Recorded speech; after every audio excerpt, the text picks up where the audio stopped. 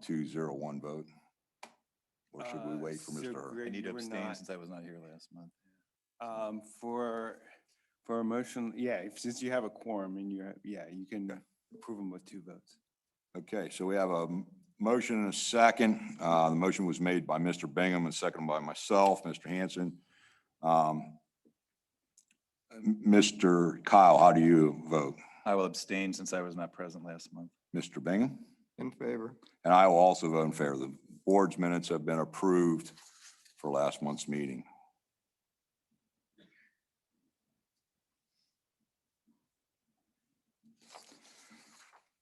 Before we begin, I'd like to remind everyone that this meeting is also being held virtually. So please, if you are speaking, use a microphone so you can be heard by the virtual attendees, okay? Nate, any old business? No, We talked about that one dismissal. Did that ever come? that'll be on next month's agenda. Okay. We call the first case. Case number 2428, H2 Partners LLC for 121 Centerville Road, seeking a variance to the sign regulations. Anybody here from H2 Partners? Yes, we're here. Approach the microphone, please. Present your case.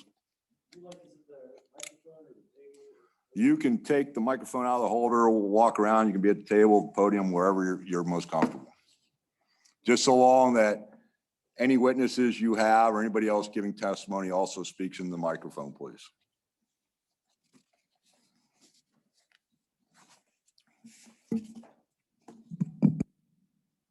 Not that I'm planning to be up here for too long, but we'll take the chairs if you don't mind. Thank you. Sure, go ahead.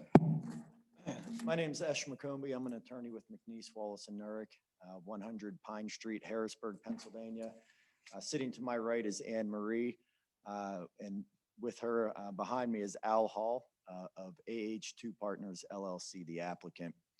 They're the owner of 121 Centerville Road in the township, and they're requesting a variance to authorize continued operation of a freestanding sign that will be located within the property's front yard setback following the widening of Centerville Road. Specifically, they're requesting a variance from section 270-7.4A of the zoning ordinance, which provides that business and identification signs in the central business center zone must be set back a minimum of 12 feet from street rights of way. Before you continue, Yes. I actually think your applicable section should be that what you stated, but also referencing table 270-7.41. Correct, Jason? That's correct. And also just to clean up your application a little, you did mention case 2200. There was also a previous case 1098 that was referenced on this property also. And we'll clean that up after your testimony. You know what year the The case- 1098, long before my time, and I've been here 17 years. Gotcha. Thank you. I can tell you in 1 second. It was 1998. Again, long before my time. Thank you. I appreciate that. Well, I'll give a brief background, and then Anne Marie will walk through the site and we can answer any questions that you have. Go ahead. So the property's improved with the commercial building. That's the location of Fast Signs. Fast Signs maintains a 14-foot tall freestanding identification sign on the property. Sign was previously compliant as to setbacks. However, on May 12, 2021, the township filed a declaration of taking in the Lancaster County Court of Common Pleas to acquire additional right-of-way to widen Centerville Road on behalf of PennDOT. Given the new right-of-way, the sign is now located within that required front yard setback to 12 feet. Therefore, we're here requesting a variance to permanently permit the continued use and maintenance of the sign within that front yard. Marie, can you please state your name and business address for the record? Anne Marie Hall, and it's 1808 Mercersville, Lancaster, 17601. Were you able to get all that? Okay.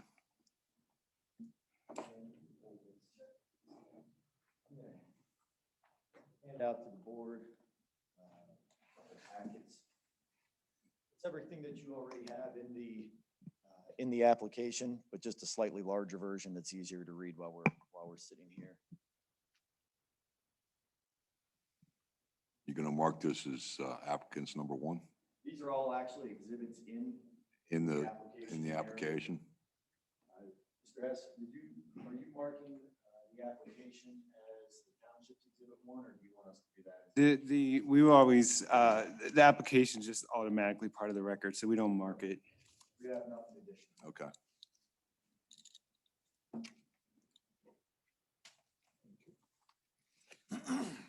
Thank you. Yes, sir. Thank you.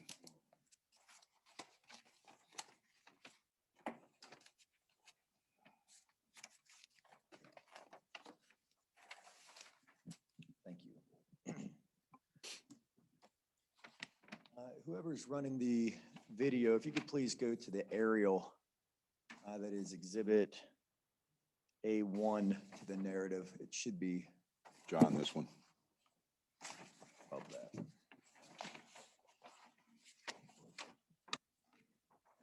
Brian Murray, you're familiar with Exhibit A1 to the narrative. It's an aerial view. Could you please describe to the board what they're looking at? Sure. It's an aerial view taken, this is taken from the Lancaster GIS. As you can see here, there's a landscaping strip along the side of the property, the front of the property, and along both sides of the property, there's two commercial buildings. And inside that landscaping strip, about midway, you see a strip of shrubbery, and the sign is a little bit more to the south in that strip of shrubbery there that you see. And the property is in a generally commercial area here along Yes, Centerville? yes, both, yeah, everything along there is commercial. And what about behind it and across the street? Yeah, behind it, there's a large distribution center, commercial distribution center, and also across the street is BJ's Wholesale Club and other commercial properties, LASA. And Thank you. John, if you could go to Exhibit D of the narrative, that's the picture of the sign itself, please.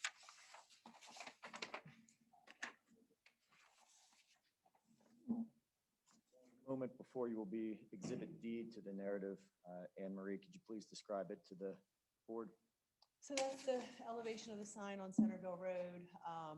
Like I said, as far set back in the property as we can get it, to the curb of the parking lot. We had intentionally put it in that location when we erected it years ago, having worked with the township, in anticipation that someday the road might widen. They strongly suggested that we put it as far back as we could so we wouldn't have any issues with the placement. Could you just describe those conversations briefly that you had with the township when you were getting ready to put the sign in?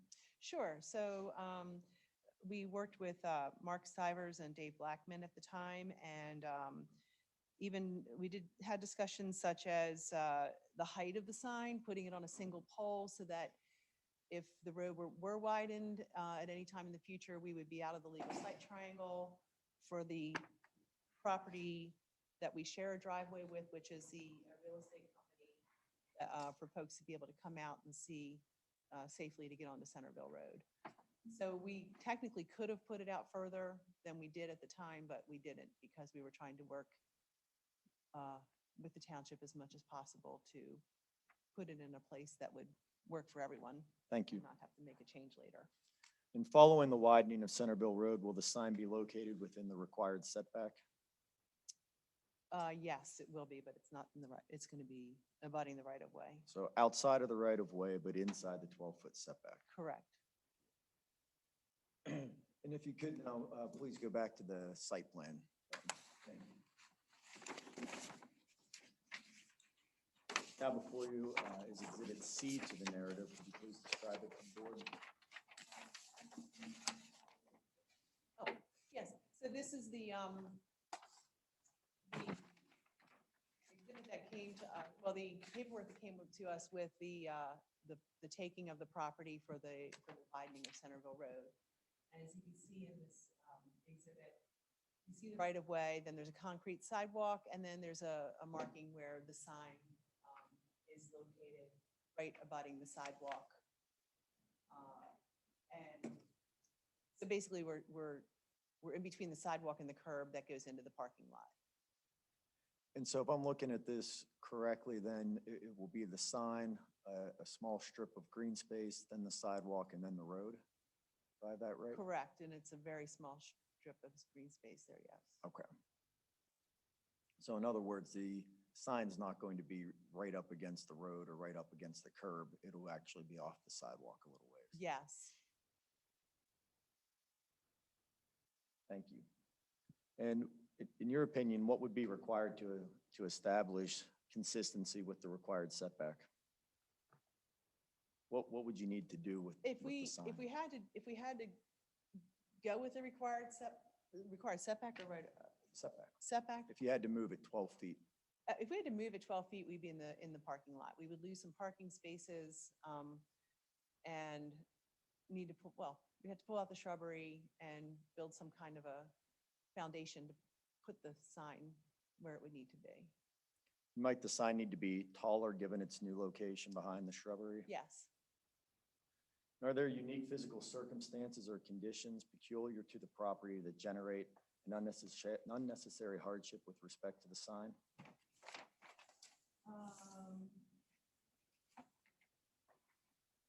Yes.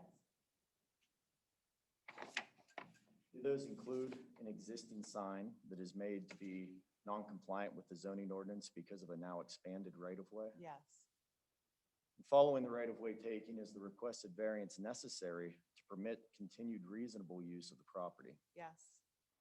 Did the applicant, you, create this hardship? In other words, did you expand the right-of-way? No.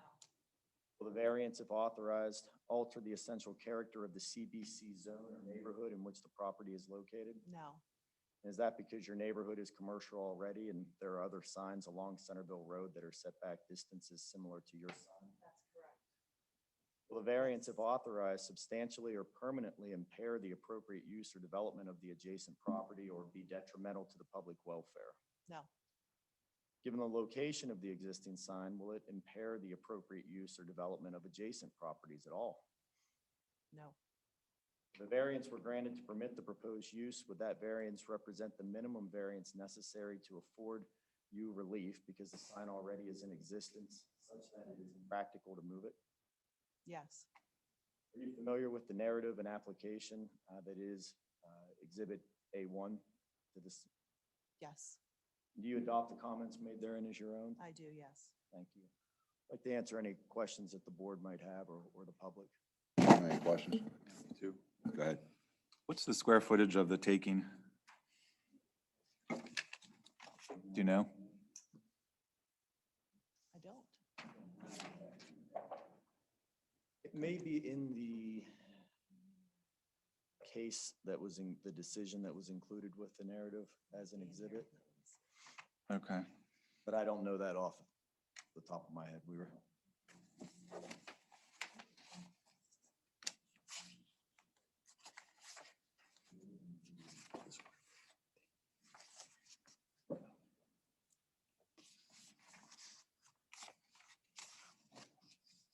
Might be in this.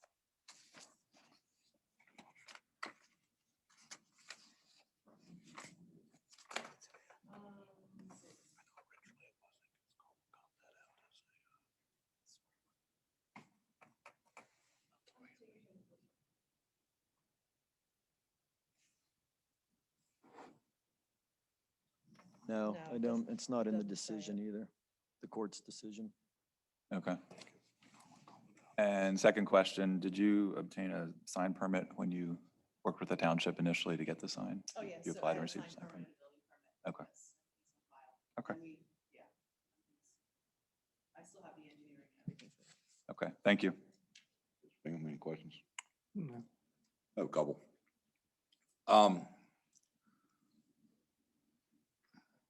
You really don't need to be here because currently this would now become a non-conforming use. And since it's already existing, it can stay where it's at. So why the variance request? So the problem with the non-conforming use is if the sign were ever to change, or if there was a tenant that didn't come in, for a few months and it took some time to fill the office, then under your ordinance, that non-conformity would go away and the sign would need to be moved. So the idea with the variance then is that it's permanent. The sign can stay there, and if it takes a little while to fill the space, then they have time to do that without losing their sign and having to move it in to reduce parking.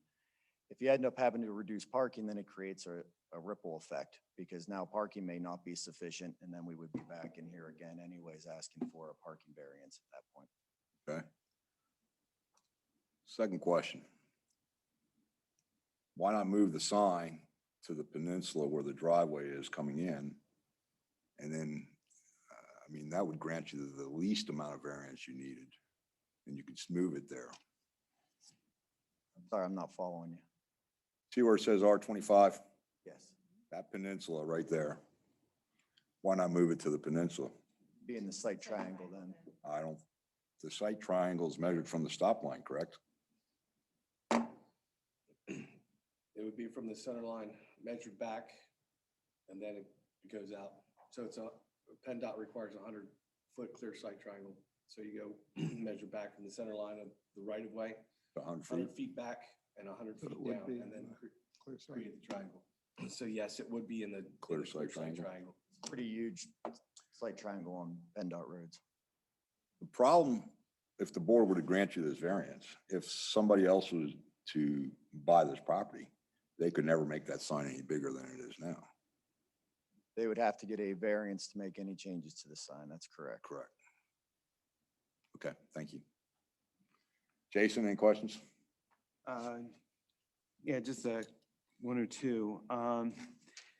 When the township filed the declaration of taking, did they already, was estimated just compensation already paid for the?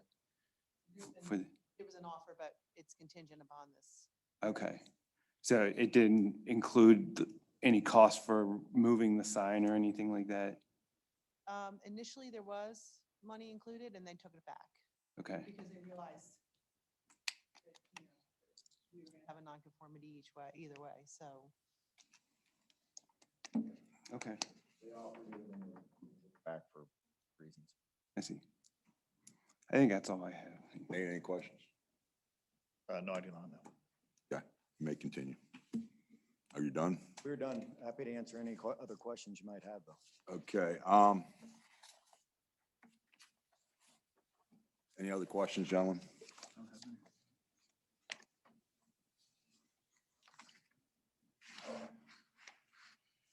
On your application, I'm assuming you'd like to make a request to amend your application to include the table We can make that request, absolutely. and also to include case 1098. We'll take administrative notice of that one. Gentlemen, the applicant has made a request to amend the application to include table 270-7.4.1 in their variance request. Do I have a motion? So moved. Second. Motion by Mr. Kyle, second by Mr. Bingham to amend the application as requested. Mr. Kyle, how do you vote? In favor. Mr. Bingham? In favor. I'll also vote in favor. Your application has been amended. At this time, are there any questions from anybody in the audience? Anybody on Zoom? At this time, we'll close testimony and take into administrative notice case number 2200 and case number 1098. Gentlemen, do I have a motion on this case?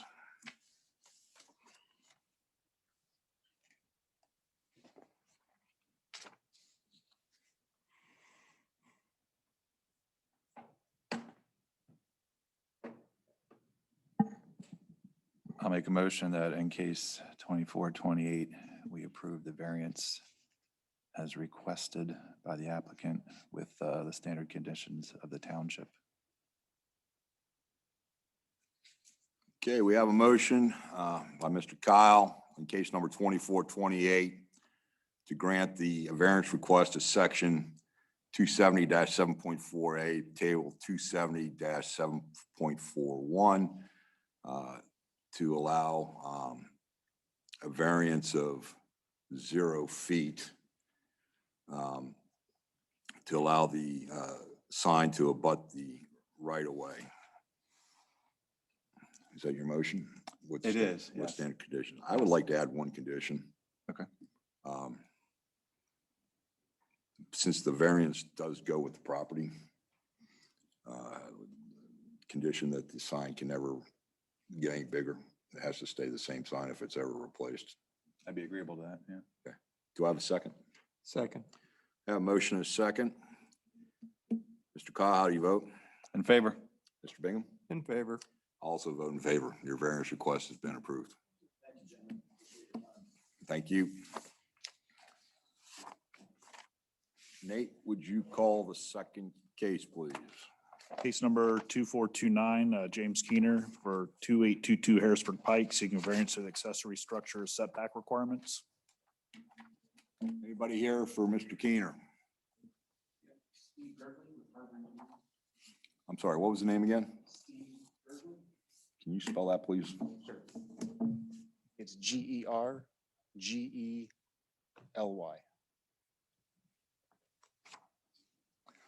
right, Mr.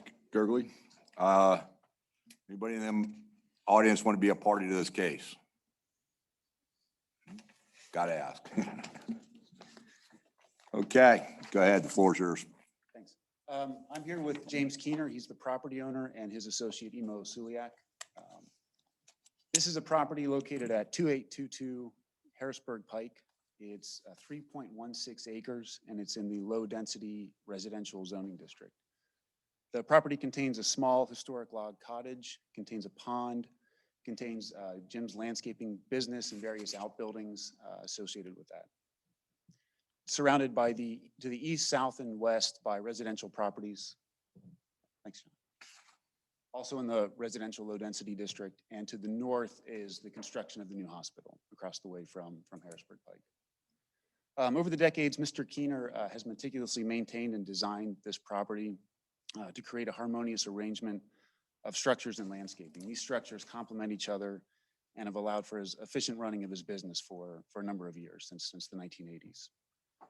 Jim has decided to close the landscaping business and retire.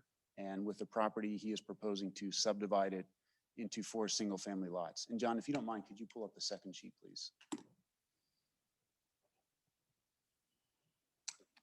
The zoning ordinance allows for a minimum lot size of 12,000 square feet in the residential low-density district. That would allow for quite a few lots, up to 11 lots by density. However, given the topography of the site and the existing features that would like to be retained and would complement this property, Mr. Keener is proposing 4 lots, which would be served by a private driveway and associated right-of-way. The lots would be, lot number 1 would contain the existing cottage, barn, and pond, and a windmill structure. And lots numbers 2, 3, and 4 would all be about 0.65 acres on average, and would be towards the rear or the southern portion of the property. And the arrangement of these lots, it is a little unusual. This does meet the ordinance as we understand it through meetings with staff and our research of the zoning ordinance. But these homes are designed to match the topography and the surrounding neighborhood as best they can without disturbing the existing natural features, including the pond and topography, and the structures that Mr. Keener would like to retain, namely the barn. Would you please point to everything up certainly, there I'm so we sorry, can yeah. see it? The barn on lot number 1, and what we're calling the garage structure on lots numbers 2 and 4, as we have shown in the zoning exhibit. And we have submitted photographs as well as part of our application that show pictures of what we're calling the garage structure. And while it's one structure, it has 2 floor levels to it. When Mr. Keener constructed this building, it's a mortise and tenon frame structure, timber frame structure. It's a very high quality. It was built to be a permanent structure and to last. It has 2 floor elevations and it has 2 roof lines. So while it is one structure, effectively it could be looked at as 2 separate structures from a practical purpose. The subdivision that we have proposed between lots 2 and 4 is to split the garage structure down the party wall, leaving a portion of it on lot number 2 and a portion of it on lot number 4, each with their own access points. Each of the houses would also have their own garages attached to the house, but these garage structures would be used for storage, and they also aesthetically complement the property. And if you look through the photograph exhibits that we've submitted, the structure, again, is of high quality. It also matches the barn structure on the property and relates well to the topography and the other structures on the lot. There's also existing retaining walls associated with the barn. So we drew this lot line the way we did in order to make the most efficient and most practical use of the land with minimizing the variances that we're requesting. The variance that we need to allow this garage structure to remain on the two lots is of section 273.5.E2, accessory structure setbacks. That section of the ordinance requires that accessory structures cannot be located in the front yard. So we have a front yard encroachment of the garage structure in lot number 2 and a front yard encroachment in lot number 4. And also there's a 5-foot rear and side yard accessory structure setback for lot number 2 that would be against the lot line. So we're asking for a variance related to that as well. Are there any questions about the request before I go into the hardship criteria? Mr. Kyle, any questions? I'm sure there will be later, but not this time. I have one quick question for you, unless Mr. Brown, do you have any? No. So since each one of the proposed dwelling units is going to have their own garage, why not just put the existing garage as part of lot 1 and be done with it? Because lot 1 is containing a barn structure with it. It doesn't need to. But there's not, from what I've seen, you're not putting a house on lot 1, correct? Lot 1 has a house on it. Has a little cottage on it. That's a house. Okay. Again, as part of the subdivision, that is an existing residence. Whether that stays or is replaced is intended to remain, but the subject of this application is for the garages. Again, why not just make it part of lot 1 and be done with it? Because you still have more than enough lot. I mean, each one of those lots that you are proposed will exceed more than half acre. So even if you were to put that in lot 1, you would still have more than half acre for each one of those lots. That's not the purpose of the request. You're right. Those lots could be much smaller. They could be 3 12,000 square foot lots to the southern end of the property. The structures more would relate to the lots 2 and 4, the way that the lots are proposed. Lot number 1 already has a barn that's associated with it. So that's, I understand it, but what I'm not getting here is you're saying it's going to be used for storage. Each one of the proposed houses is going to have their own garage, correct? Is what you testified to. It is most likely that they will have garages. I can't say for certain because that hasn't been proposed yet. The building plans have not been submitted. I can tell you that if I was to buy one of those houses and I was going to have it built, I would want a garage attached to my house. I would suspect that these houses would have garages attached. So again, I'll reference, why do you need to subdivide right through the middle of the garage? Why not just put it all in lot 1 and be done with it? Again, because lot 1 has a very small house. It has a barn, which is much larger than the house, which has ample storage for lot 1. And it's not necessary to have this structure as part of lot 1 in addition to the barn that it already has. Okay, so I hope you get to your testimony here, but you so far have produced no testimony why you need to split this up in the other two lots. Would it be helpful if I ran through the hardship criteria at this time? That would be good. Certainly. So in our application, we note section A, there are unique physical circumstances or conditions, including irregularity, narrowness, or shallowness of lot size or shape, or exceptional topographical or other conditions particular to the particular property, and that the unnecessary hardship is due to such conditions and not the circumstances or conditions generally created by the provisions of this ordinance in the neighborhood or zone which the property is located.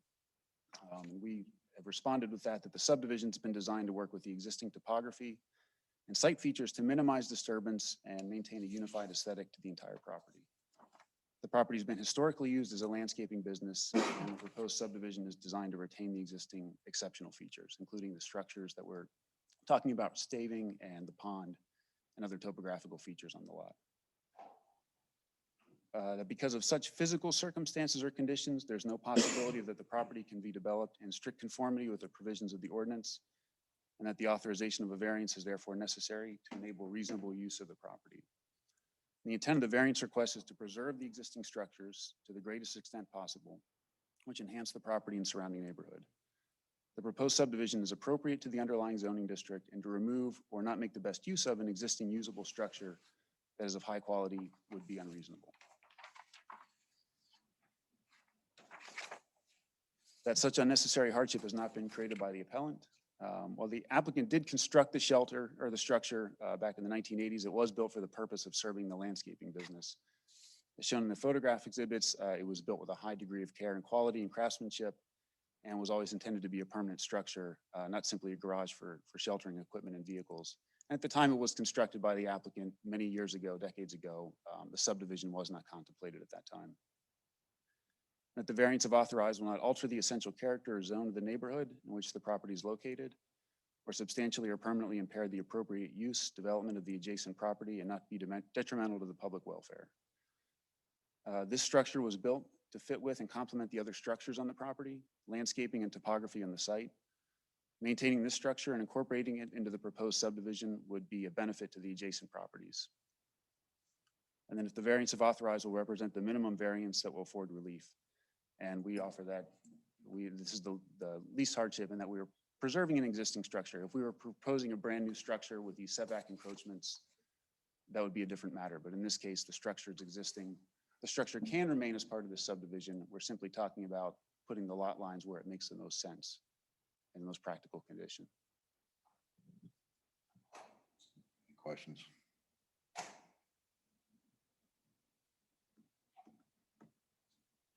No questions, just a statement, I guess. I just don't agree with the request. So my question is, running a property line through a building to me is not the easiest way to go. Again, through your hardship, it can be developed in other ways. So that pretty much throws your hardship right out the door. Well, lot lines do go through buildings quite frequently, particularly They- with semi-detached dwellings and townhomes and things like that. But this isn't a dwelling, this isn't, you're asking for 3 variances to make this happen. If you were to make this part of lot 1, we really would only need 1 variance from the side yard setback, because you could develop it so that the property line would be 10 feet off the rear yard setback and redraw the lines. And so we're only having to give you 1 variance. So realistically, to develop this, you only need 1 variance if you would change the lot lines. Again, the applicant is requesting that this property be subdivided in this fashion. The structure would remain in either case. So from the surrounding neighborhood perspective, we feel that this is a reasonable dimensional variance and that we're creating lot lines through a structure, but the structure would remain. The impact of the neighborhood would be minimal or near 0, whether or not this was put on lot number 1, completely on lot number 2, or lot number 4. So again, if you put it on lot number 1, you would need 1 variance as opposed to 3 to split onto 2 different lots. Perhaps I'm not following why we'd even need 1 variance if it was all on lot number 1. We could make the lot line conform if that's the case. You can't make the side lot line conform. Are you referring to the western side lot line? Yes. That's an existing condition. Right, but since you're creating a new lot, you would need to get a variance for that. Have an existing structure in a side yard setback. If you're creating a new lot, One portion of that structure, the structure is 7 feet off the lot approximately. and you need to, There's there's a 5-yard side yard setback, which Right. it complies with. There's a small bump out component to the structure on the west side that encroaches by about 9 inches. so you would still need a variance to the side yard setback if it was on lot 1. What I'm saying is the least amount of, to me, you haven't proven a case here for hardship. I can't speak for the rest of the board members, but to me, you have proven no hardship here for your variance requests. If you came up and said, look, we're going to put this on lot 1, we need a variance request to the side yard setback because of that one little bump out, because this is an existing structure, that's a hardship. But to tell me you want 3 variances because you want to split this property or this building in 2 and put it on 2 different properties, you can develop this property without those variance requests and it will have no hardship on you as the applicant.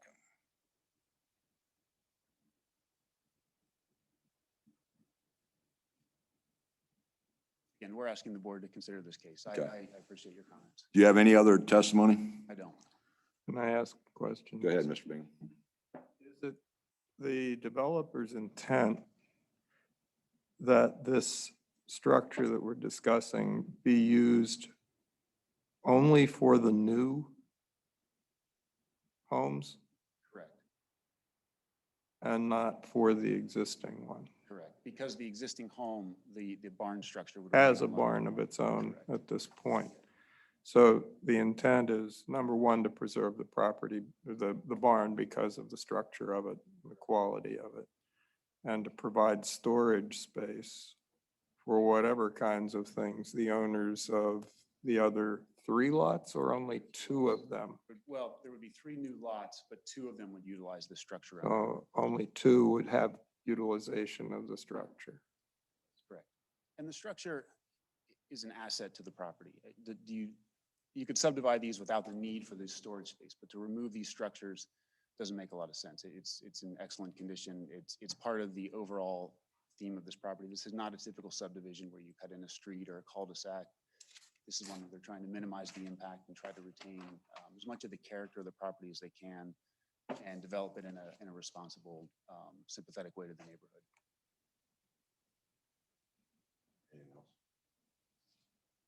Only that I understand the use of an accessory building for storage. Is there any reason why it isn't shared with all 3 other than where the property lines are? We tried to, because of the structure is naturally 2 structures with respect to floor elevations and Mhm. roof lines, it really lends itself to 2 properties. And it's a clean way to subdivide it the way we have it proposed, that those structures or those houses could utilize that practically. I think to do it with a 3rd unit would be really difficult. Again, and I appreciate Jim's landscaping has done a fantastic job over the years of maintaining that property. And the building itself is nice. But again, looking at, we need to grant you a variance based on hardship. This property can be split into 4 pieces without granting you the variances you're requesting. So at this point, you've proven no hardship. That's what my whole issue is here. If you were saying that, look, the only way that we can divide this is if we split this building in half, and you were to show that, I could understand it. But the way this property is being split up, you could split this property up into 4 places, 4 lots, still build your single-family homes under the township planning, and not have to request any of these variances. So I'm just not sure what your hardship is. Again, I've stated, I think, everything I can state, other than this property, because it is so large, it's 3.12 acres. It could be developed in a number of different ways. We could run a street and a cul-de-sac up the western side of the property and tear down the structure and tear down the other barn and have higher density. That's just not the applicant's intention. We could subdivide it with 1 lot in the back and put that all in one. Again, we feel this is a good compromise with what the ordinance allows for as far as density, what the county's encouraging for density, and what makes sense with this property in this neighborhood. Okay. Nate, do you have any questions for the applicant? I do not. Jason? Yeah, just a couple. So you haven't submitted a subdivision plan yet. You're waiting to see what the board Correct. decided. Yeah, we don't want to submit a subdivision. I don't think the township would accept a subdivision with a zoning variance requirement. So, Right. yeah. Okay. And I mean, in addition to the possibility that Mr. Hanson talked about, you could also possibly change the lot lines to include that in just lot, is it? And include that garage structure and so it's solely in lot 4 as well. I mean, that's a possibility, right? Or lot 2. There's a number of ways. Okay. Again, we're not disputing this. There are a number of ways that this can be done. We just feel that this is the most appropriate and practical way. Okay, thanks. Anybody on Zoom or in the audience have a question for the applicant? Anybody want to make on Zoom or in the audience wish to make any statements? If not, at this point, we will close testimony in case number 2429. Gentlemen, you've heard the request of the applicant. Do I have a motion on their request?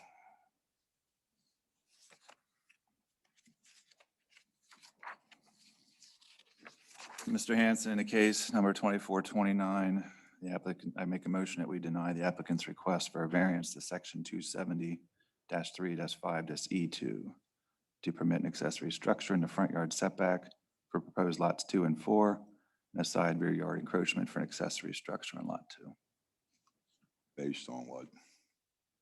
based on the fact they have not proven a hardship. Okay.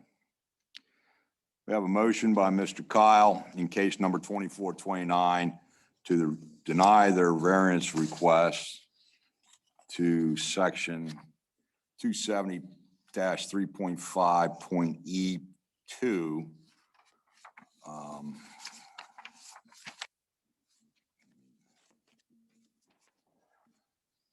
For lot 2, section 270-3.5.E2, 9-foot encroachment into the front yard. Lot 2, section 270-3.5E2, for a 5-foot encroachment for accessory structure side and rear yard setback.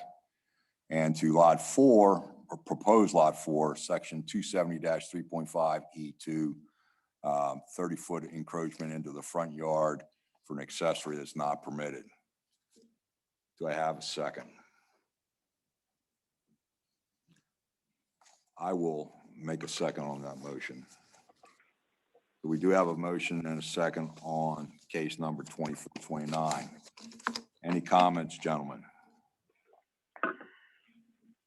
I will make a comment here for the record. I believe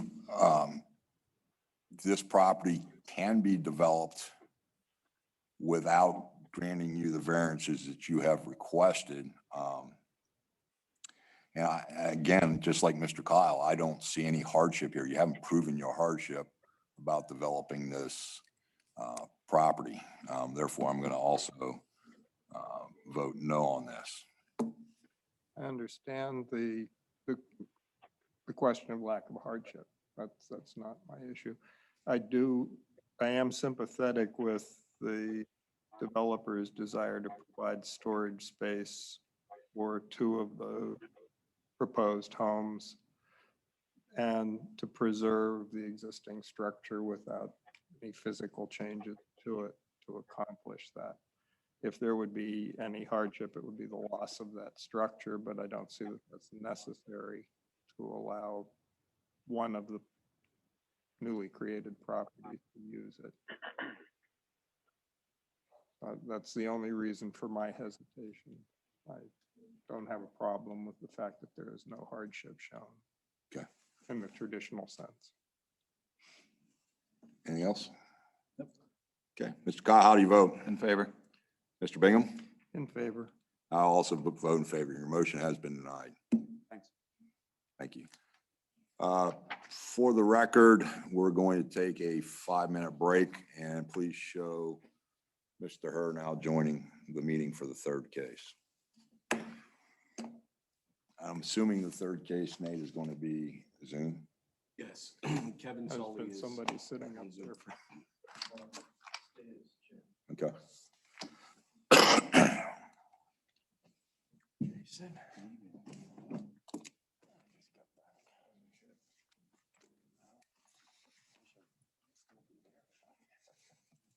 Jason. Jason, you better duck, because if anybody says anything, I'm gonna say, well, he's the chairman. They're gonna start throwing stuff that way.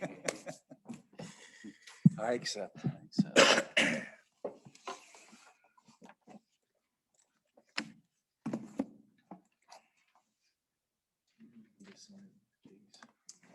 Yeah, we were waiting.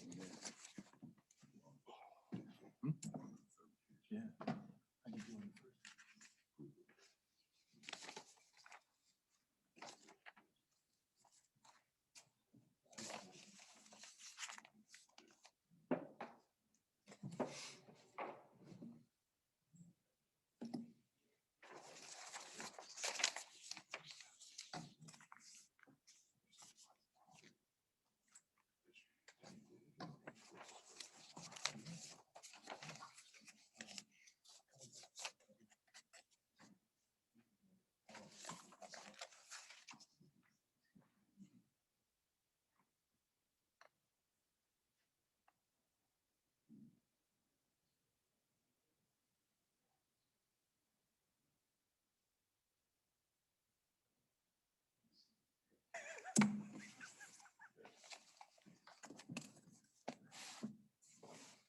Oh, nobody signed it.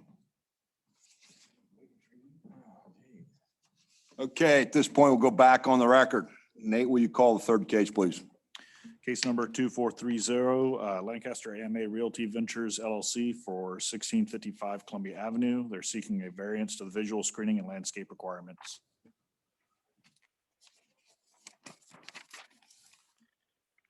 Anybody here in person or on Zoom for the applicant, Lancaster AMA Realty Ventures LLC?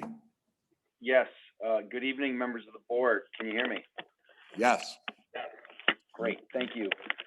For the record, my name's Kevin Soley. I'm a licensed professional engineer in the Commonwealth of Pennsylvania with Soley Engineering here on behalf of the applicant. We are proposing or requesting a variance to section 270-4.13.a for a residential buffer strip for the property at 1655 Columbia Avenue. This is the former Friendly's building, which is located at the corner of Columbia Avenue and Princeton Avenue. The site itself is in the community center, the community business center district. It's along Columbia Avenue, which is a very shallow commercial district.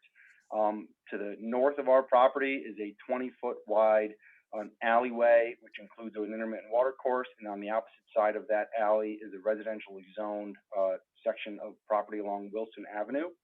Our site is currently not in compliance with the landscape setback requirements, which requires a 50-foot landscape buffer from residential districts and a 75-foot building setback from residential districts. Our overall parcel itself is only 112 feet deep from front to back, and we also have a 20-foot front yard building setback along Columbia Avenue. We believe that there's unique physical circumstances on the property with the shallowness of the lot, in addition to some pretty steep topography as you go from west to east. We have about a 9-foot grade change along the front of the property, and then additional grade changes along Princeton Avenue, which creates redevelopment of the property somewhat challenging. We are proposing to redevelop the property to tear down the former Friendly's building and to construct a Mavis tire store, which is a permitted use in the zone. However, in order to adequately place that building on the property, we are proposing to reduce that 75-foot building setback down to 27.3 feet, which is actually, the building itself is 20 foot off of our rear property line. And then we're essentially maintaining a dumpster in its current condition, but that is also subject to that same 75-foot buffer. Additionally, we are actually maintaining the existing edge of impervious surface where the existing driveway is, but that in itself is out of conformance with this required 50-foot landscape buffer, and we are proposing to provide parking to be approximately 30.3 feet from the residential zone. We believe that, you know, the physical circumstances or conditions, there's no possibility that this property can be redeveloped in strict conformity with the provisions of the ordinance. As, you know, because we have a 75-foot rear yard setback from the buffer, from the zone, and a 20-foot front yard setback, that only leaves a very shallow area of approximately 30 or so feet for a building depth. And the proposed use, which again is a permitted use in the zone, is approximately 52.33 feet deep. So it would be impossible to develop this property with a standard conventional building size. As you see up and along the corridor, we think that an unnecessary hardship has not been created by the applicant, especially when you look at the many of the surrounding properties to both the east and west. The diner, the liquor store, the car wash to our north, all of those buildings are actually do not comply with that 75-foot building setback requirement, and are actually in some instances even closer to the residential zone, which we're proposing. So we believe that the variance, if authorized, will not alter the essential character of the zone or the neighborhood.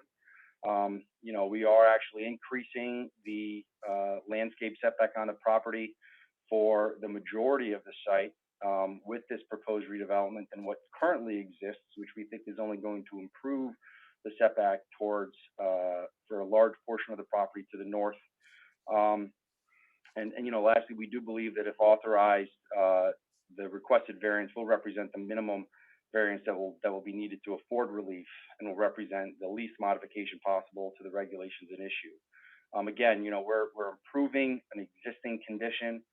However, in order to redevelop the property, we are requesting relief to the sections of the regulations as I mentioned. And I'd be happy to answer any questions that the board may have. Or any questions? Yeah, first, your proposed building in comparison to the existing building, what's the difference, if there is any? Sure. So the existing building is roughly 51 feet from the residential zone, and our proposed building is 40.5 feet from the residential zone. We do comply with the standard building setback of 20 feet on our property, and again, we also have that additional 20-foot alleyway behind our property, in between our property and the residential zone. So we are pushing our building slightly closer to the residential zone from what the current conditions are by approximately 10 feet or so. Actually, not even 9.5 feet. However, you know, the existing Friendly's itself is a shallower building, and the proposed use does require a little bit of a deeper building. Do you know the difference in dimensions of the two buildings? Length by Between width? the existing Friendly's and the proposed Mavis?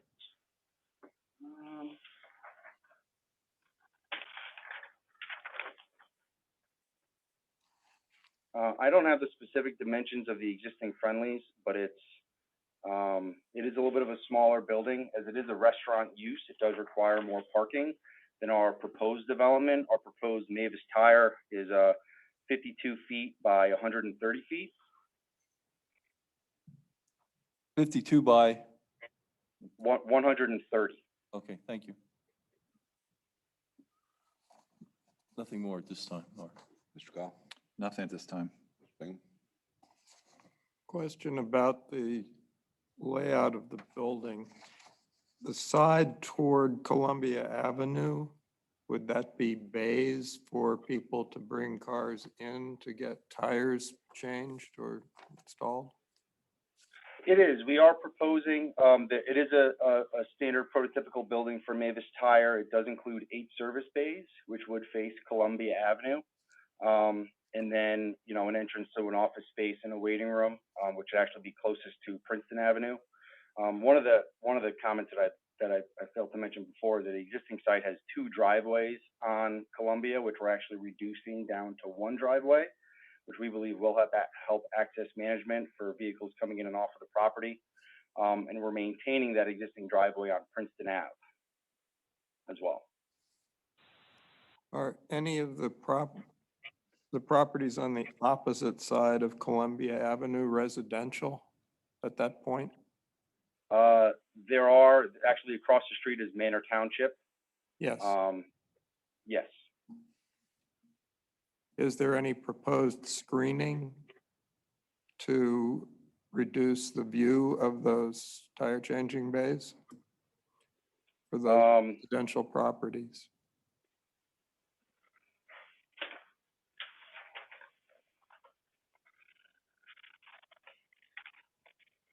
You know, we do have some landscaping along the property frontage, but we are also within the state right of way for Columbia Avenue. So, you know, significant screening opportunities are somewhat limited.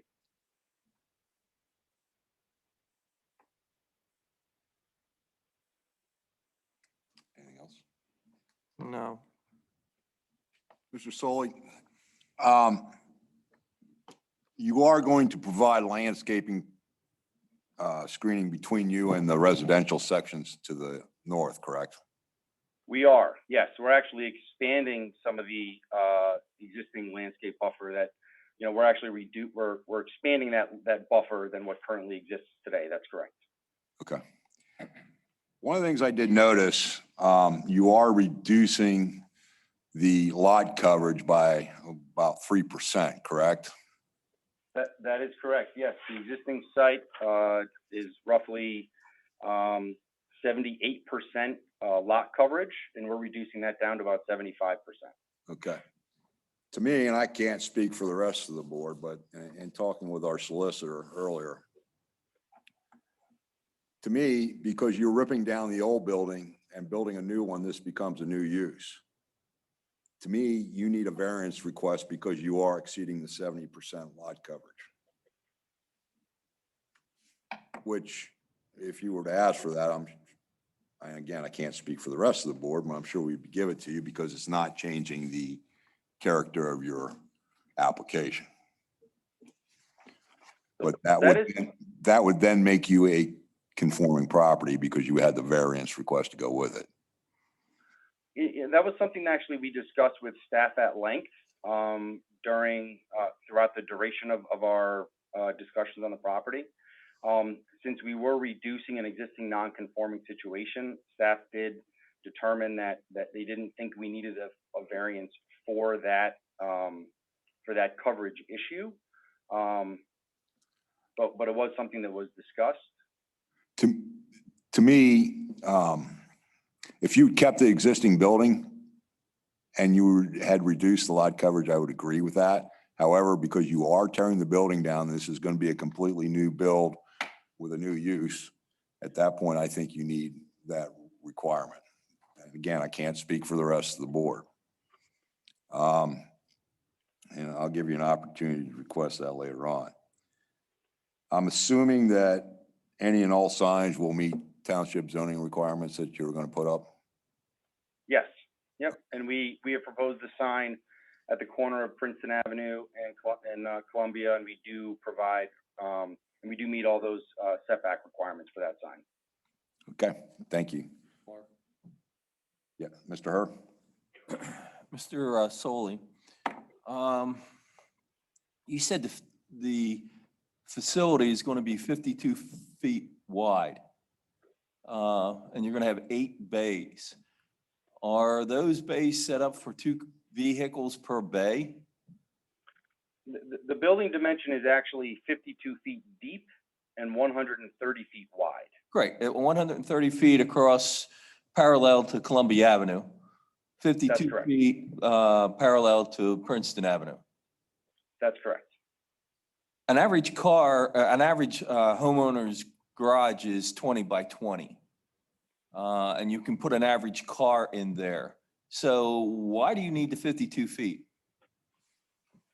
Well, there's behind the,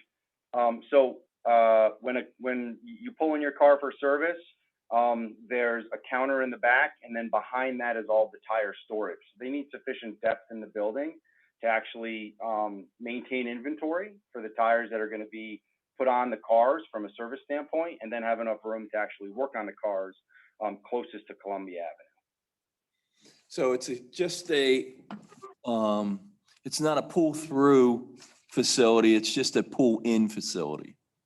That's correct.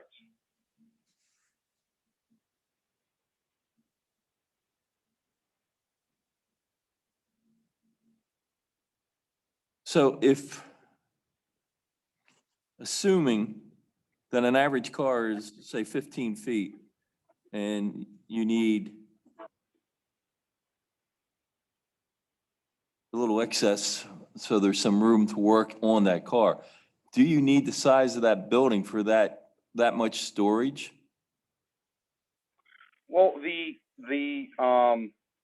know, your standard car may be 15 feet, the standard parking space depth is 18. You know, generally you want to provide sufficient room for that car to come in, the door to be able to go down, that car to get up on lifts and be raised up to have adequate room to work. The required depth behind for storage is something that's worked out from a retailer standpoint. They're a national retailer. They have a number of stores throughout the area. They would need that, but I think the larger component to this, though, is that even if, let's say, the building was reduced a little bit in depth, there'd still be no way to comply with the required setback, as the shallowness of the lot would essentially make this non-developable. And I think that's somewhat evidenced by the other development throughout the corridor, because it is consistent that there seems to be in this particular area a number of buildings which were constructed within that required setback. Mr. Hur, can I interrupt you for one second? Mr. Solly, I'm not sure I buy that argument, because you could keep the existing building and put some other business in there. As for the other businesses being non-conforming, that is true, but these businesses were built 3 or 4 zoning regulations ago. So that kind of negates that argument also, because they now are non-conforming uses because of the change in the zoning ordinance. You could develop this property with the current Friendly's building, put another customer in there. You could even put a tire in there if you were to do some alterations to the building. I'm not sure why he's saying that's a hardship. Well, sure. Let me maybe expand upon that a little bit. So the owner who purchased the property through part of a disposition of Friendly's, obviously, as everyone knows, the business itself fell on hard times and closed just because of the business model and things like that. The owner has spent a good considerable amount of effort trying to repurpose the building, trying to see if they could find another tenant for that use. The proposed use, again, which is permitted in the zone, it is something that has expressed interest and wants to come to East Hempfield and invest in the property and to create another vibrant use. I will say another concern is just the grades on the property itself. The westerly driveway comes in at an elevation of approximately 318, and it drops all the way to 310 towards the rear of the site, while the easterly drive comes in at a full 5 feet in elevation higher as you get closer to Princeton Avenue. So there are different finished grades on either side of that existing building. So trying to repurpose the building for the intended use actually couldn't work, because the grades on either side aren't even with the finished floor of the building. There's some stairs, on one side in order to make that work. So I think the existing site topographic constraints does kind of pose another hardship in trying to develop it for the intended use, which the applicant is seeking. Mr. Hur, I'm sorry to interrupt you. You have the floor. No, it's okay, because you were on the same train of thought that I was. those buildings along Columbia Avenue, the majority of them been there for years, so they're, grandfathered in, non-conforming well, I shouldn't say non-conforming uses, non-conforming sizes. I just, questioning the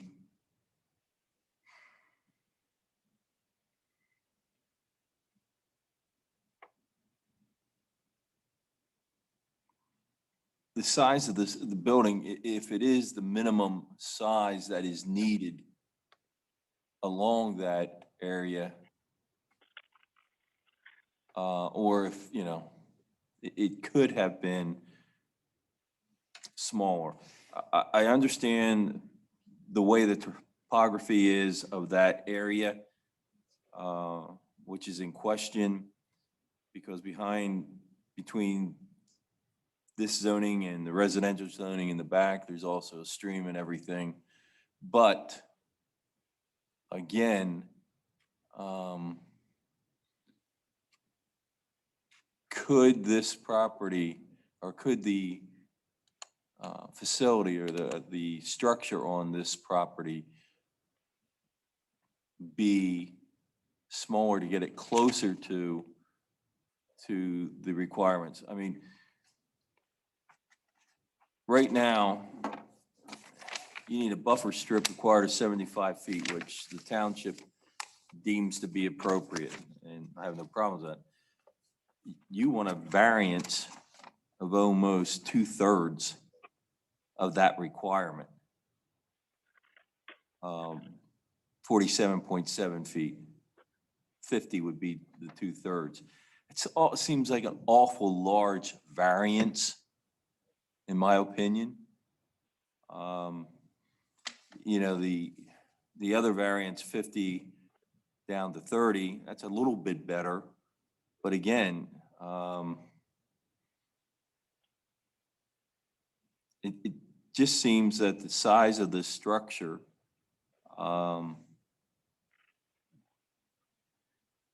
trying to put what we used to call a blivet, an awful lot into a very small area.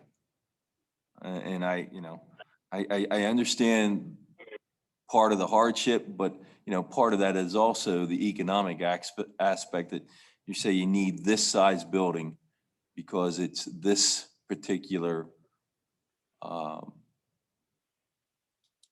activity that is being proposed. And I can certainly appreciate that, and I can tell you the ownership of the property and the applicant does appreciate that too. And I just, one of the biggest things that whenever we're working on a property and if there's a need for a variance, one of the things that we look at is well, what's the neighborhood? What is the surrounding area, and are we going to create something that's inconsistent? And the essential character of the zone. And I think as we looked at that, the reason we're here is because when you look at the surrounding districts along Columbia Avenue, what we're proposing was consistent with that, and it wasn't overly onerous or offensive, where we felt that it would be inappropriate to even make the request. And I'll say, I think the owner is excited on the prospects of taking a property which is not in use and trying to make it an active, vibrant property again with an active, vibrant user. And they, I can say they exhaustively marketed the property, trying to find a restaurant operator who could come in and just utilize the existing building. That would certainly be preferred. That would be far less intensive of an operation or costly of an operation to redevelop the property. But they just weren't able to find users that would fit those, fit those different requirements. And then they tried to, they spent a good amount of time and effort trying to find the right use. And given some of those other constraints, where we ended up with a building that's, approximately 6,400 square feet, 6,700 square feet, excuse me, where we could redevelop the site, we could reduce the impervious surface, we could reduce the stormwater runoff leaving the property, we could reduce the number of curb cuts on Columbia Avenue to fix, access management. All those different, the fact that we were able to design a site that could meet some of those other, components, we felt it was worthy of bringing to this board for consideration. But we understand that, yes, reducing the setback from 75 feet to, by 47 feet is a considerable request. But we do believe that, given the narrowness of the lot, the shallowness of the lot, and how the rest of the corridor is built, we felt that the request was something that was reasonable, and we wanted to ask for your consideration. Let me ask another question, just so I can understand the whole concept. How will they get their delivery of tires? So they'll have vehicles come in through Princeton Avenue and then navigate across the front of the site and leave through Columbia.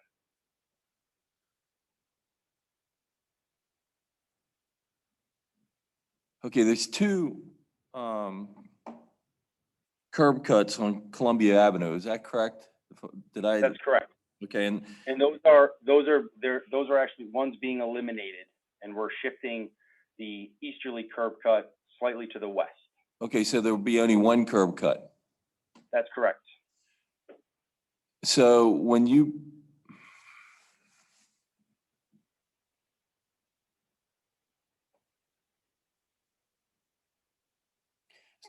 So I presume for your storage of the tires, you're going to get delivery by tractor trailer, 18-wheelers. They're able to accommodate smaller vehicles, and we did go through, with truck turning templates to make sure that we could design the site to accommodate, delivery vehicles that they can use to service the site. The loading actually takes place on the side of the building facing Princeton. Where the parking spaces are. Correct.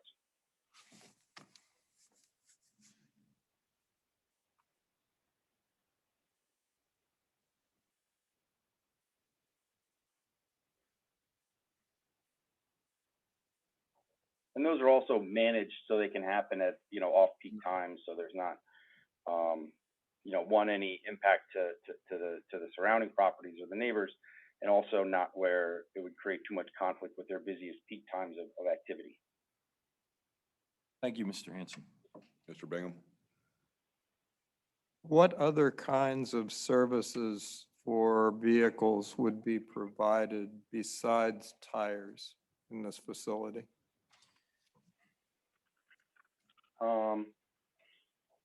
That's the primary function of the building.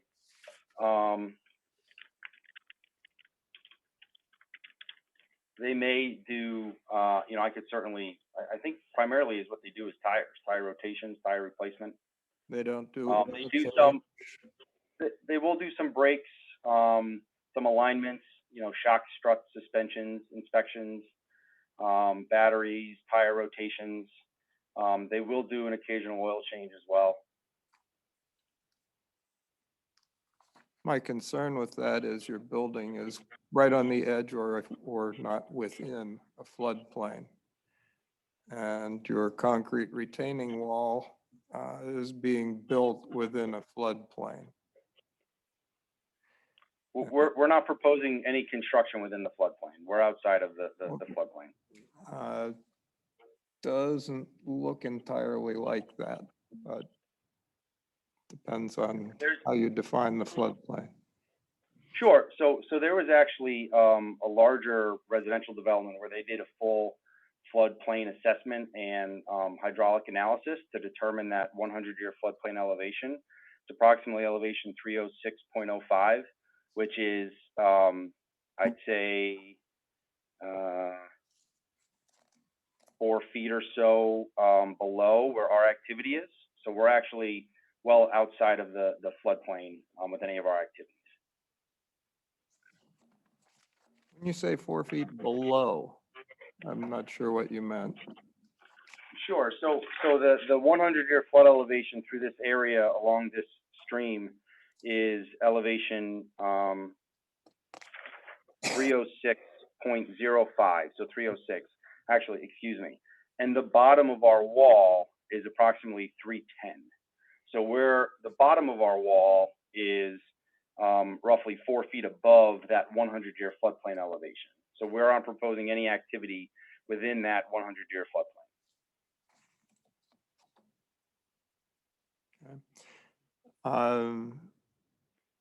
Typically, when the building is being used for the tire operations, are the bay doors kept open or closed?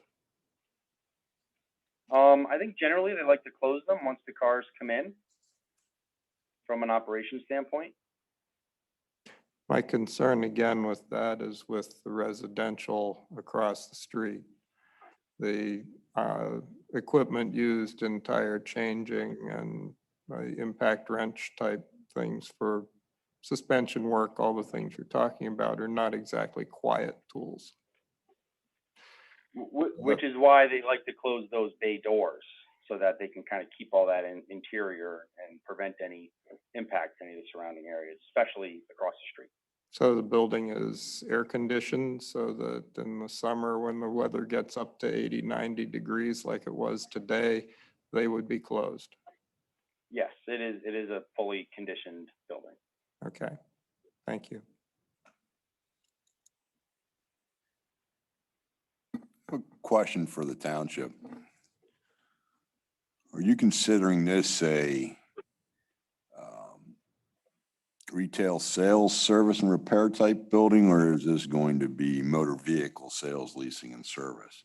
Because if they're going to be doing oil changes and brakes and some of that, to me, that becomes a motor vehicle.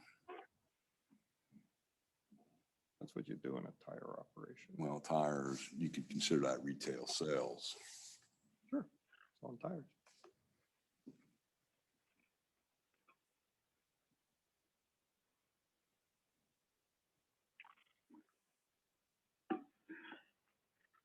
It's not our job though. Just, yeah, because that changes requirements somewhat.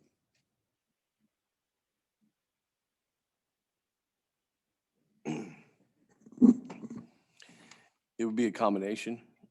Okay. So in that case, they would have to meet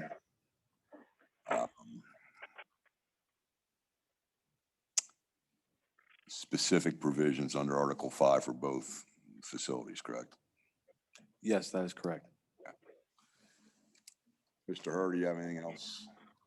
Not at this time, thank you. Nate, does the township have any questions? I do not know. Jason? I have a couple. So, Mr. Sully, the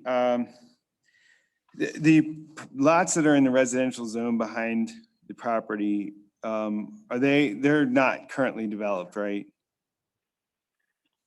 It looks as if, I think just from some of the recent aerials, some of them are, are starting to get developed. Are they? Kind of traveling from, from Princeton over to Yale, so kind of from east to west, it looks as if there's starting to be some activity behind there. Okay.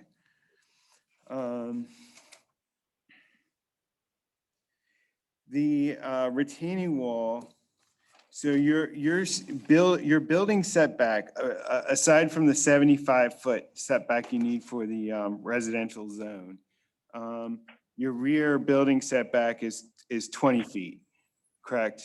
That's correct. And you just barely meet that building setback for the actual. The structure itself is probably 1.5 feet off of that line. Okay. And then the retaining wall, but the retaining wall would be within the 20-foot rear yard setback, right? It would, but that's a very, very short wall. It ranges from 2 to 4 feet at its absolute peak. So it's a very, it's actually not even 4 feet, it's 3.5 feet. So it's a very short, wall. And we could have, graded it out, but we were trying to, obviously minimize, some of that activity. And to ensure that we weren't doing any activity within the floodplain. Okay, I just,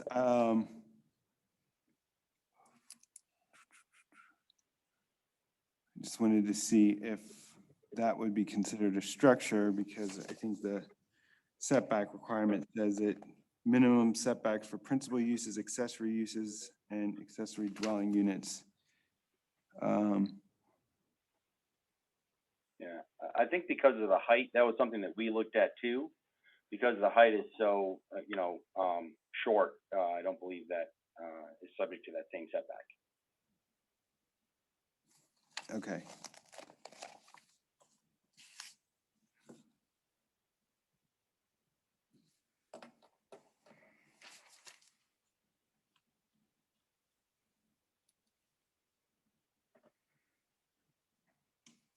Okay, I think that's all I have.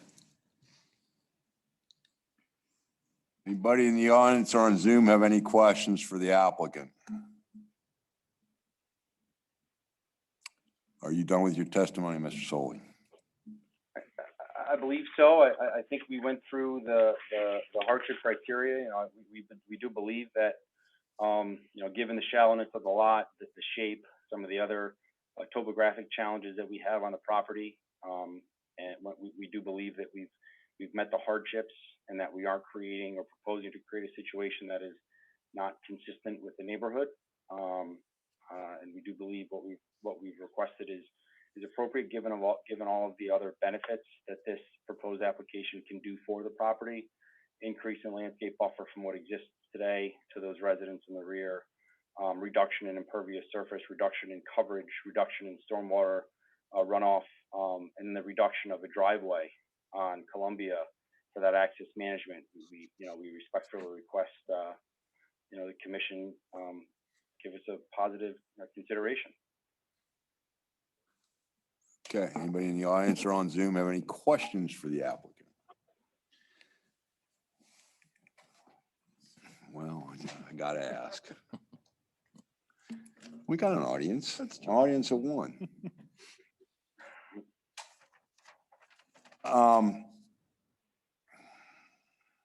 See, now you may have forgot what I was gonna ask.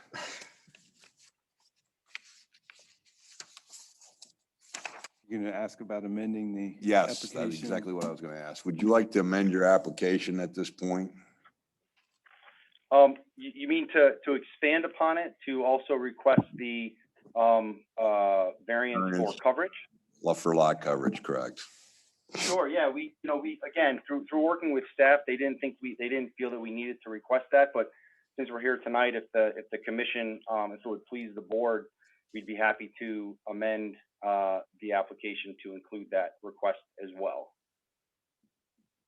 Gentlemen, the applicant is requesting to amend their application for a variance to section 270.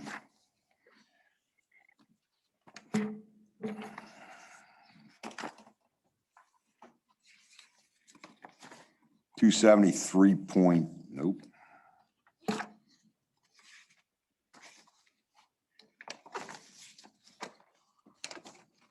270-3.9 D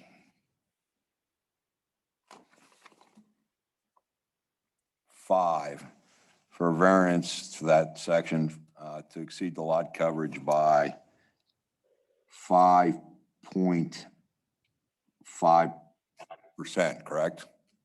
For a total of 75. Yeah.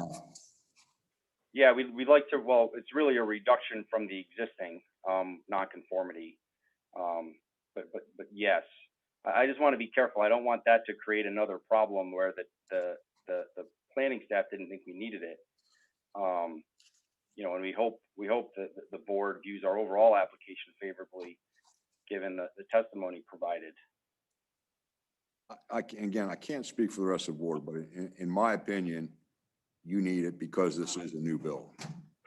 If you were using the existing building because it's already a non-conforming use and you weren't changing anything, you'd be okay. But this way, it also brings you in compliance for down the road that if they ever want to sell and change again, the variance stays with the property. Okay. Gentlemen, you've heard the request. Do I have a motion? Before you go, Mr. Hanson, it's 270-3.9. 0.9.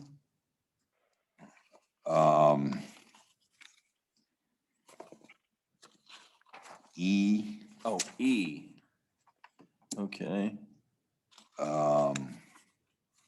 you said 5. E5, I believe it is. Okay, now. Yes, my- E5. My question is, it's maximum lot coverage is 70%. What is your lot coverage going to be? It would be 75.5%. Okay, so, And the existing lot coverage is 78.1%. right, but you're reducing it, but you're still exceeding by 5.5%. We are, and just to kind of piggyback on some of my other testimony, I think that would also be consistent with the other uses along this corridor, where I'd say, some, if not the majority, are probably much closer to, are probably well in excess of 70%, probably closer to 80 or 100%. So I don't think that this request would also create any inconsistencies or be outside of the character of the zone or the surrounding properties. Right, but you're asking for relief, and the law says you ask for the minimum amount, so by reducing it from the 75, Reducing from 78 down to 75. yeah, 78.1 to 75.5.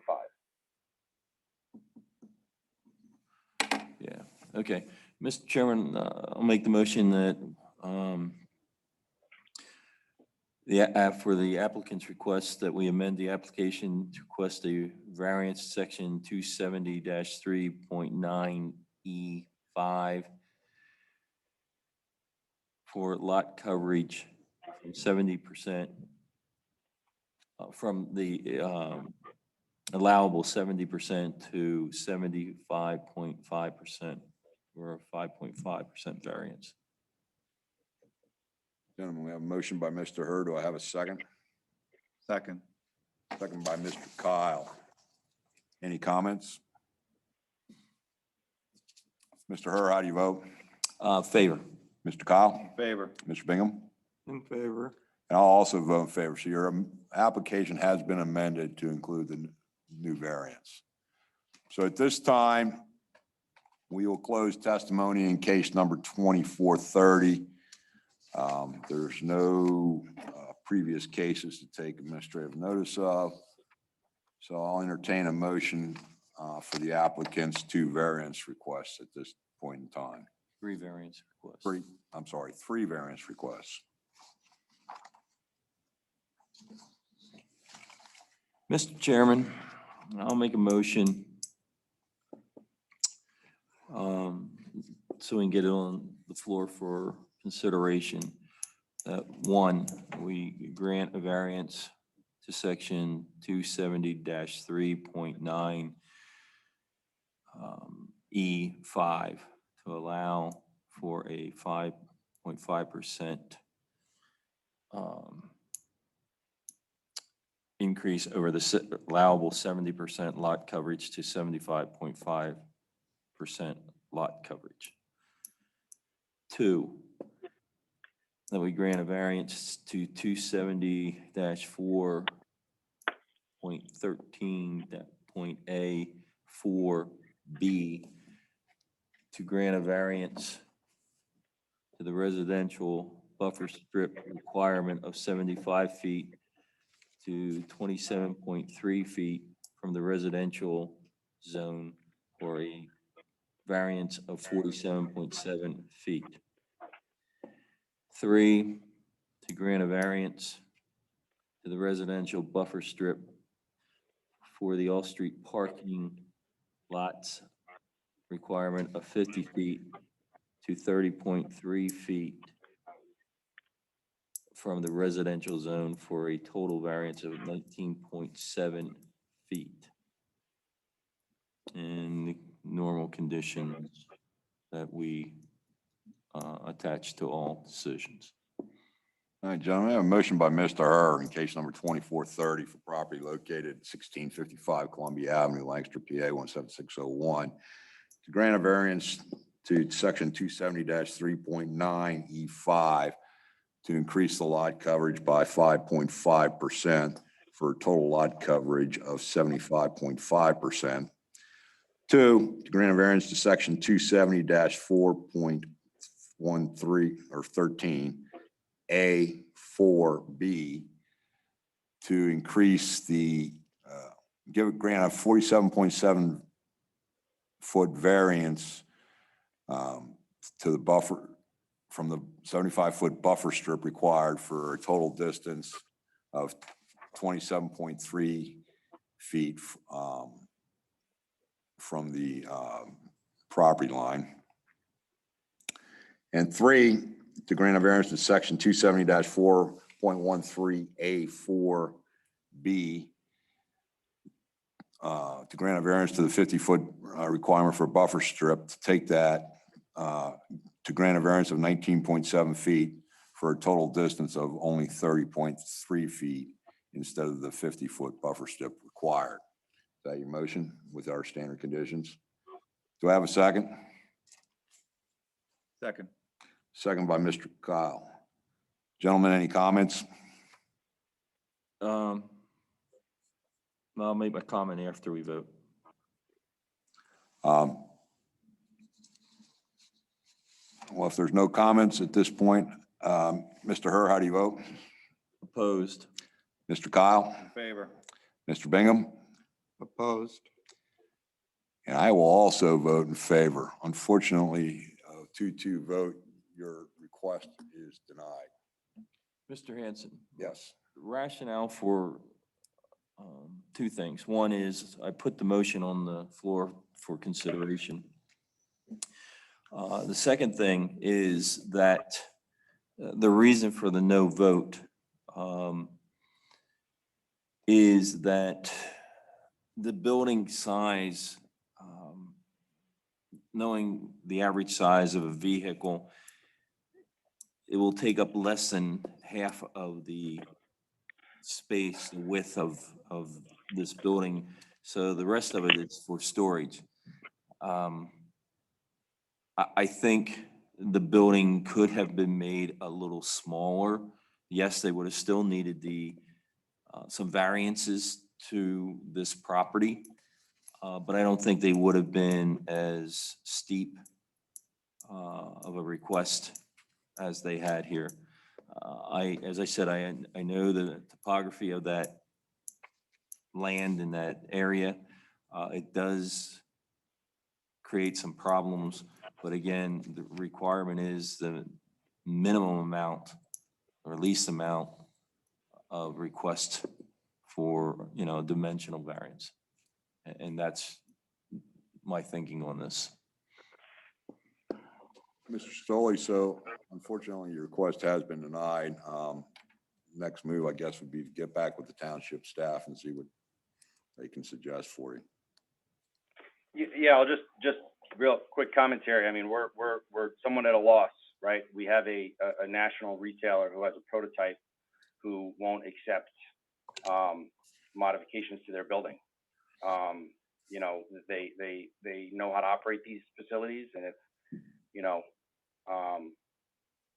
that's why they create the sizes that they do. So if the 2-2 vote means that this project can't go forward, I'll relay that information to my client, and we'll touch base with the township to see what the next steps might be for this property. But I'm not sure what those will be if to create economic activity here. And I understand Mr. your Hanson? concern under the municipal planning code, a 2-2 tie vote or any tie vote results in the application being denied. It has Mr. to be- Hanson? Yes. Mr. Solly, the comment that you made just now sort of bothers me. from the standpoint that the Board of Supervisors, right, wrong, whatever, made the determinations of what can or cannot be done on this type of zone. If I've heard once over my tenure on this board, I've heard it 1,000 times. It's a nationally recognized corporation and they know what they're doing and this isn't your words, this is mine, quote, really don't give a damn what the township feels. Now, as I said, that's not your words, that's mine. And it may not be your client, but again, I've heard it so many times. Within the last few months, we heard it from another commercial entity that has come in before this board saying, this has to be done because our client, not our necessarily the representative's client, but the national brand says it has to be this way. We hear from car dealerships all the way. We have to build the building this way. No exceptions, no local concerns. And so I understand where you're coming from. I understand where your client's coming from, but you know, maybe you'll tell your client this and they'll tell the national brand, whether it's East Hempfield Township or some municipality in California, the people elected the supervisors to make a decision. They made the decision, good, bad, or indifferent. We go on what is in the ordinance and the municipality planning code. And just because some corporation puts their heavy hand on a individual business, I've just become tired of hearing that over the years. And I can tell you, it's been years. If I may, I didn't mean any, and I can appreciate, I've heard a lot of other retailers say that, and I know that they try to cram things down municipalities' throats, and I wasn't trying to make any comments that was the approach here, and I apologize if it was received that way. My only comment was, you know, the operators have a building size that they know works because it has minimum storage requirements and rackings and things like that. So when we needed as much relief as we did, we didn't go through the effort of saying, hey, can we cut 2 feet off this building to lessen our variance request? We wanted to come in with the application and the proposed building as it works for their operations. Because, you know, I can tell you they can't build a 37-foot deep building, and given the other site constraints, the site can't be developed because we only have 112-foot depth and a 20-foot front yard setback. So I wasn't trying to say anything to the contrary or against everything that you said. I agree with you. I hear you. I've heard that before, and it irks me when people try to do that and be heavy-handed.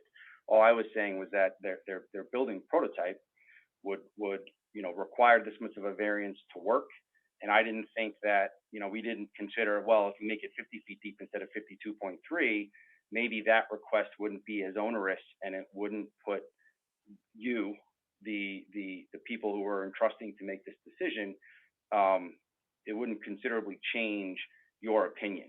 When we looked at this in totality, we were increasing the buffer than what's there today. We're improving a negative situation. We had all these other benefits. We thought it would be favorably received, and it was not. So, I can go back to them, but and maybe this board may be able to give me some guidance. If I was to go back to them and say, can we cut 5 feet off the building, would that be sufficient? It's hard for us to really understand how any board is going to react. So, I wasn't trying to say anything untoward or rub anybody the wrong way. I was just saying this is their building. If we needed to make this request, we were hoping it would be well received. It wasn't. And now I'm not really sure how to go back to them and say, well, if you cut 3 feet off, we'll be good. Or if we cut 5 feet off, we'll be good. they may not be, they may not be able to operate in that way, but I'd love to take that to them. If this board could give me any more guidance. First of all, my comments were not directed at you. They were directed at corporate America.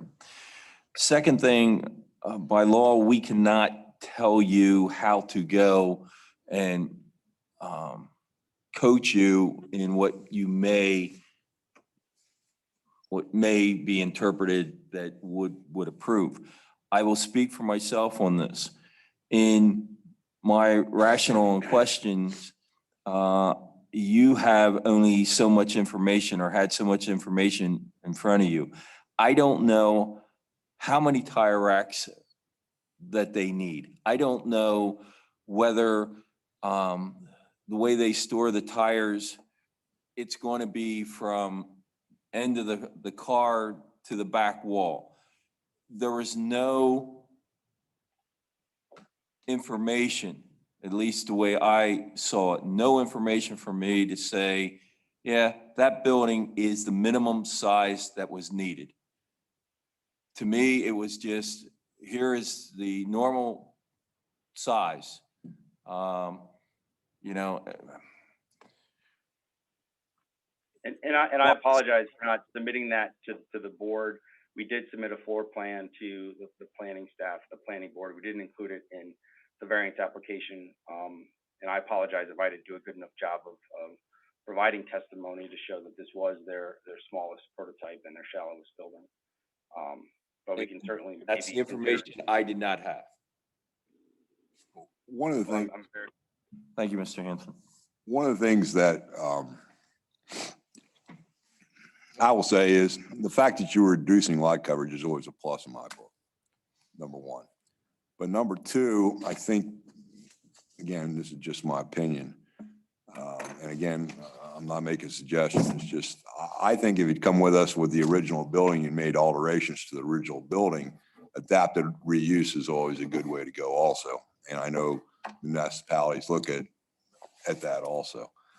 Again, probably your best bet is to get with township staff and they can give you the best direction on which way to go. I hope that helps. Okay. Nate, any cases so far for next month? Next month, we have 2431 300 Richardson Drive. It'll be a special exception for use not provided. And case 2432 for 1561 Stony Battery Road, be a special exception as well for daycare services family. Okay. When does the application period close for July? It's already closed. Oh, it is closed? This last Friday. Okay, good. Jason, are you available? Yes. Gentlemen, you're all available? That's the 19th. 19th. I'm assuming Cheryl's going to be available. Would township please check with her to make sure she's going to be available? All right, gentlemen, if there's no farther business, Nate, we have nothing else, correct? Correct. Gentlemen, the meeting is adjourned. Thank you for your time. Need to sign. Yeah. Signatures are needed. Oh, well, yeah, we don't need to be adjourned. I don't think I need to sign that one, yeah. Missed that one. You should at least sat in the audience. I thought about it. I didn't want to make it difficult. Sitting in the audience is not difficult. Of course it isn't.